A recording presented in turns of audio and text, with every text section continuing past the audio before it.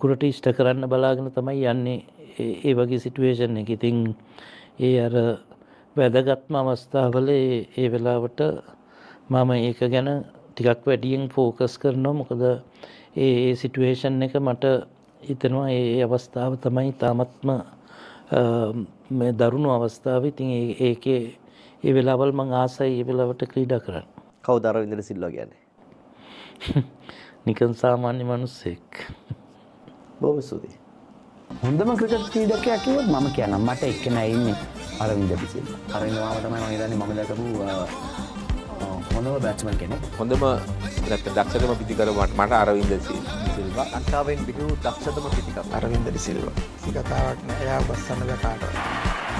Aravinda D Silva. Oh, he's in that beautifully.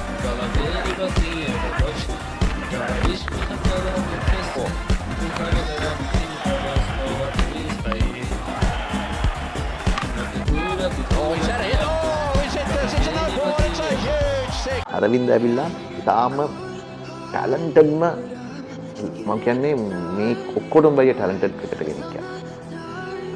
එයාගේ හැකියාවට එයා justice එකක් කරේ නෑ. මොකද ඒ ඇවිල්ලා අර මම කියන්නේ එයාගේ වැරද්ද ඒ කාලේ වැරද්ද.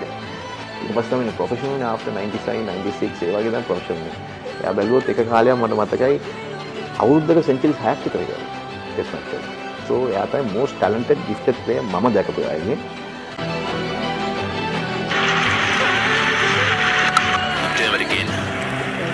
This batter is a Cricket World Cup hero. Aravinda de Silva, Sri Lanka's middle-order batsman, is the only man to have scored a century during a World Cup final run chase. His sensational knock came in the 1996 final, walking to the crease in the 6th over at 23 for 2 and in pursuit of Australia's 241. He punched his first ball serenely down the ground as if blissfully unaware of the pressure on his shoulders. He then cut, drove and flicked his way to a magnificent 107 not out, steering his side home with a little under 4 overs to spare. But that wasn't his only contribution to the game, as he picked up 3 for 42 with the ball, which makes him the only man to score 100 and take at least 3 wickets in a World Cup final. And that's why